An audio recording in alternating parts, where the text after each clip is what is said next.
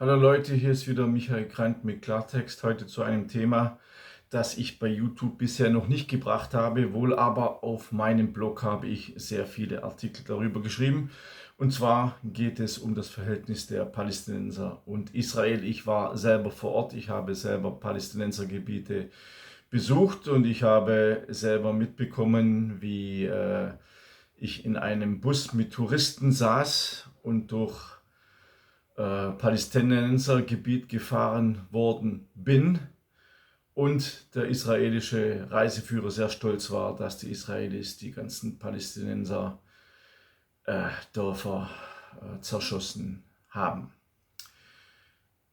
Heute geht es um den Landraub an den Palästinensern. Es ist meine Meinung, ihr könnt natürlich anderer Meinung sein, das liegt euch fern, wenn ihr selber dort wart und euch ein Urteil bilden konntet.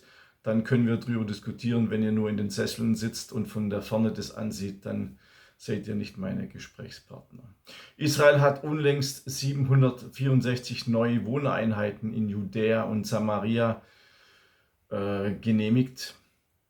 Und die Regierung treibt strategische Ausweitung jüdischer Gemeinden voran und hat 6 weitere Außenposten in Palästinensergebieten legalisiert.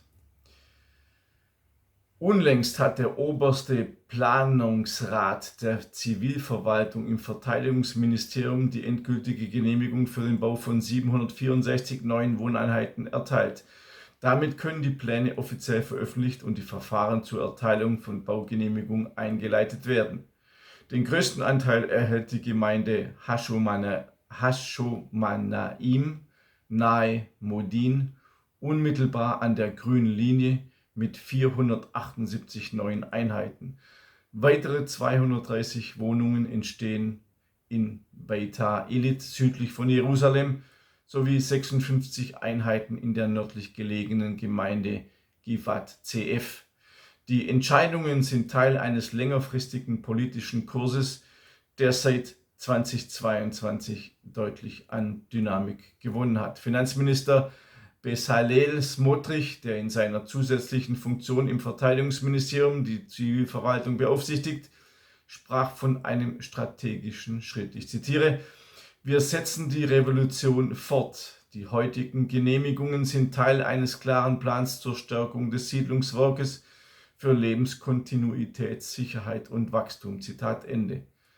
Seit Amtsantritt der aktuellen Regierung seien mehr als 51.000 Wohneinheiten im Genehmigungsverfahren vorangebracht worden. Zionismus in Aktion, so Smotrich, der Sicherheit, Besiedlung und Entwicklung verbindet. Auch Ministerpräsident Benjamin Netanyahu treibt diese Linie voran. Seit Dezember 2022 hat seine Regierung die Genehmigung von sage und schreibe 51.370 neuen Wohneinheiten und die Errichtung von 50 neuen Gemeinden in Judäa und Samaria auf den Weg gebracht. Ein historisch beispielloser Umfang, der international kontrovers bewertet wird, in Israel jedoch auf breite Zustimmung trifft.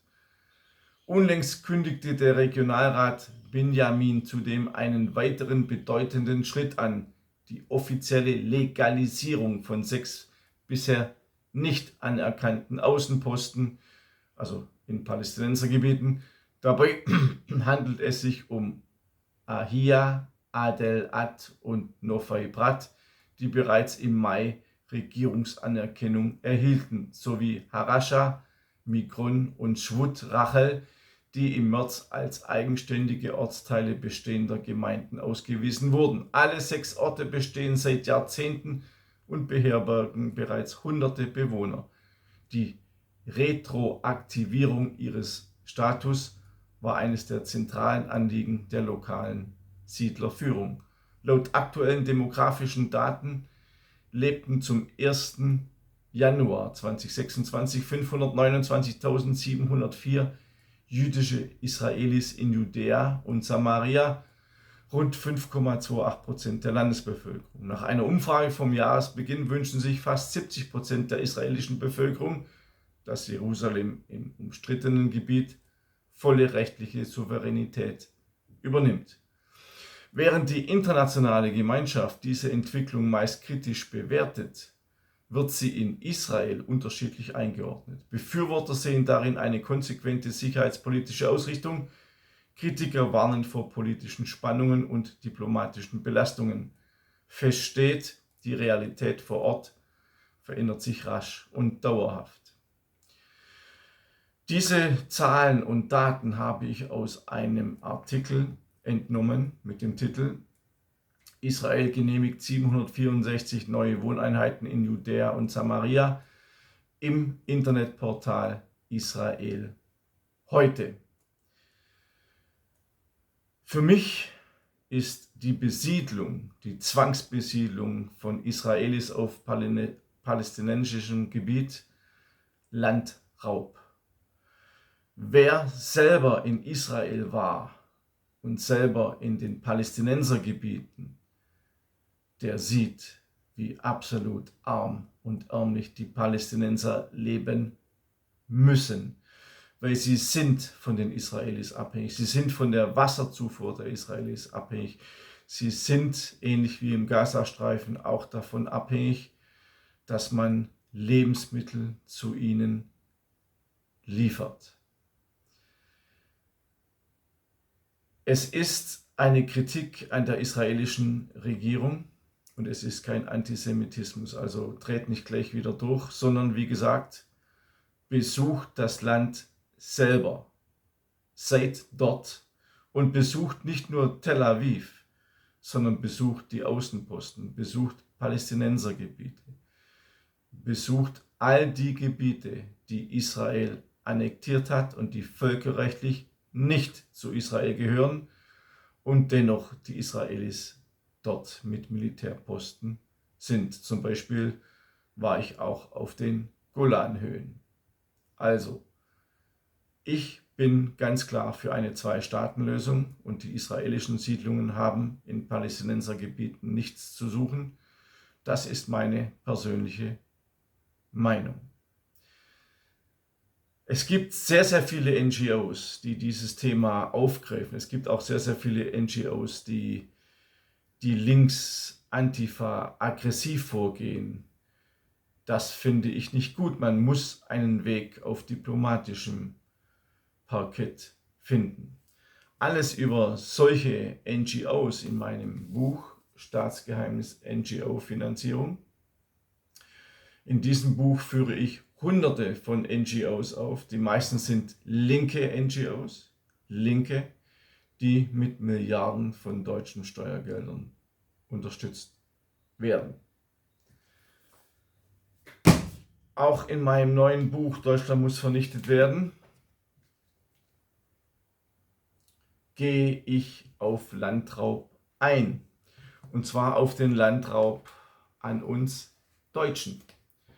Uns wurde sehr, sehr viel Land weggenommen. Sehr, sehr viel Land weggenommen. Ihr wisst es alles selber, brauche ich euch nicht erzählen. In diesem Buch habe ich alle Massaker an uns Deutschen aufgeführt, an unserem deutschen Volk. Und, deshalb ist Angela Merkel auf dem Titelbild, bis zur Zersetzung des deutschen Volkes heute, also mit der Grenzöffnung von Merkel, hat die Zersetzung begonnen und das Buch ist bis Ende 2025 aktuell. Wenn ihr also teilhaben wollt an Gedenken an unseren Toten, dann könnt ihr dieses Buch kaufen. Ihr könnt auch meinen kostenlosen Newsletter auf www.michaelgrant.de abonnieren. Ihr erhaltet bei der Registrierung einen Code und ihr könnt dann eine kostenlose PDF erhalten. Mein letzter Kampf, und zwar Hitlers Tod aus seiner eigenen Sicht. Ich habe diese Geschichte, diese Story geschrieben anhand von allen Dokumenten, die man heute veröffentlicht und weiß über Hitlers Tod mit Minutenangaben. Also wenn ihr euch das interessiert, dann könnt ihr euch diese PDF runterladen. Abonniert mich auch bei Telegram. Ich sage es Tag für Tag für Tag, Mantra gleich. Dort bin ich jeden Tag mit neuen Videos, mit Audios und so weiter und so fort. Alle Links sind unten angegeben. Ich wünsche euch alles Gute, bis zum nächsten Mal, euer Michael Grant.